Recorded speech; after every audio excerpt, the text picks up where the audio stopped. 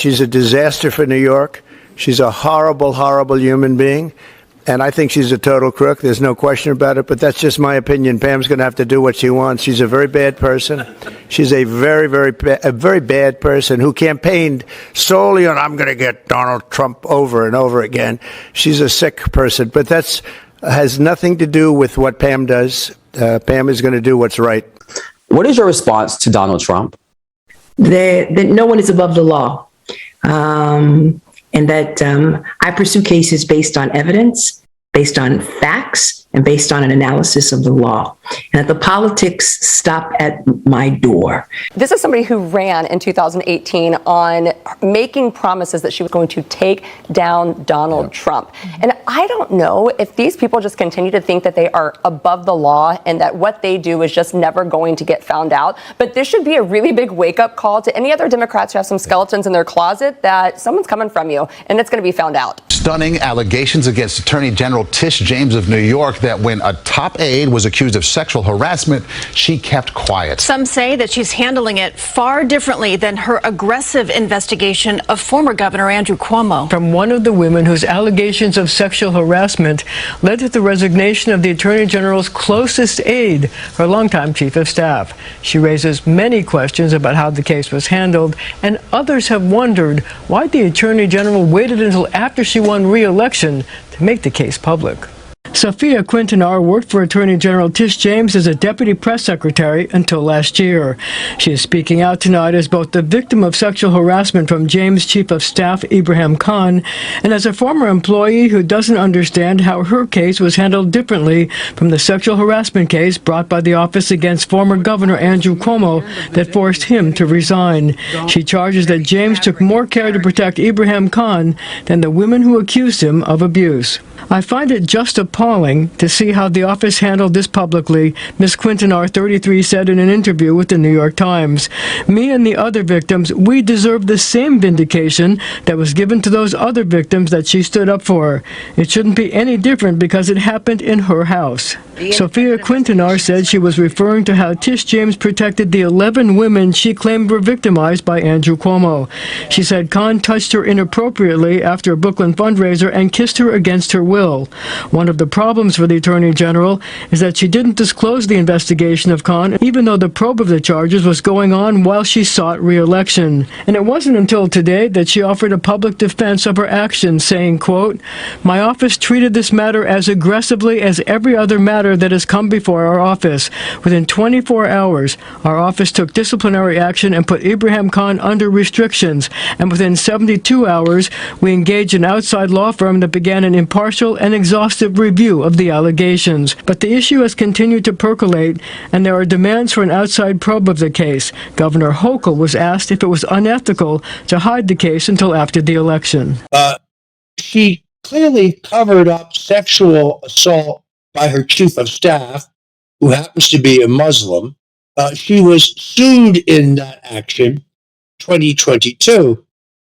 And then only weeks ago, a Democrat-dominated appeals court did not kill the lawsuit, but dismissed her from it.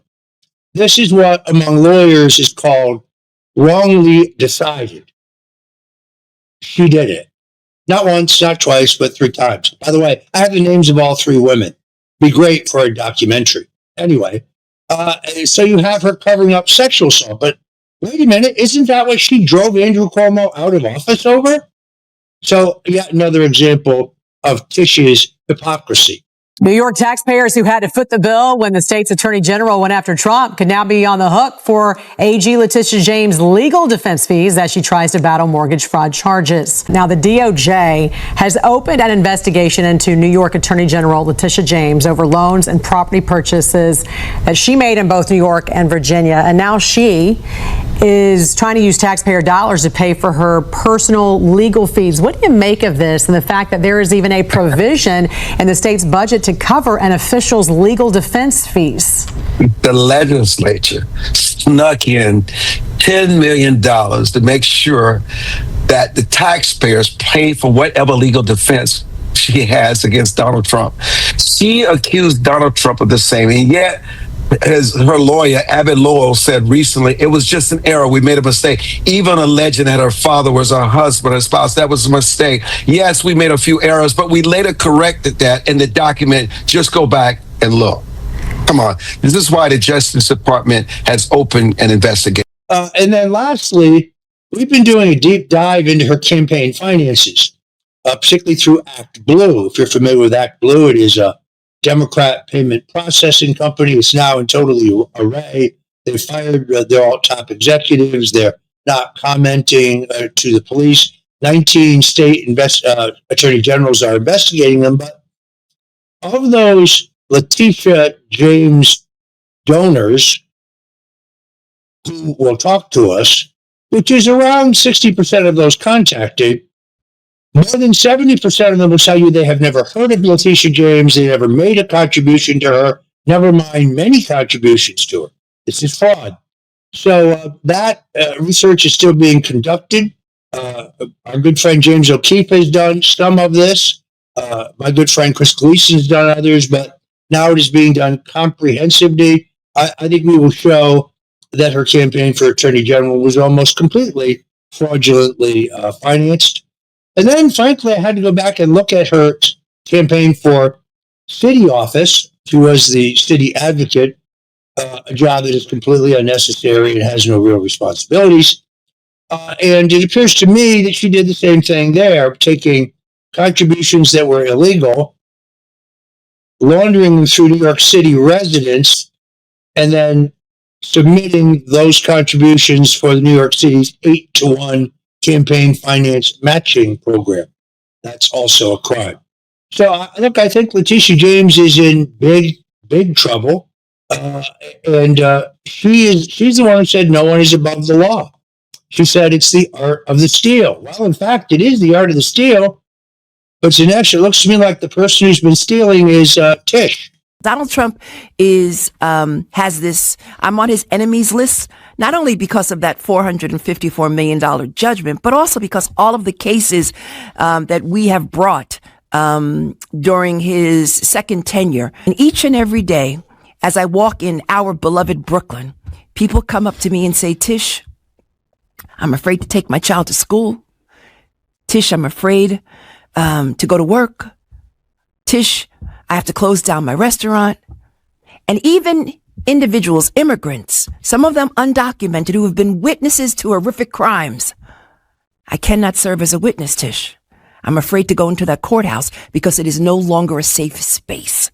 They're claiming that I engaged in mortgage fraud, that I somehow decided that I was a resident of Virginia, which would be some commute every morning to the office at 28 Liberty.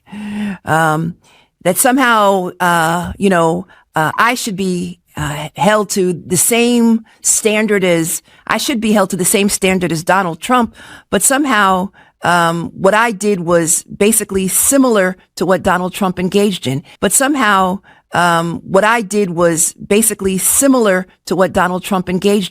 And there's just no comparison. The allegations against me are totally baseless. And again, it was based on a 2-year investigation of his assets. And that judgment was issued by a Supreme Court justice.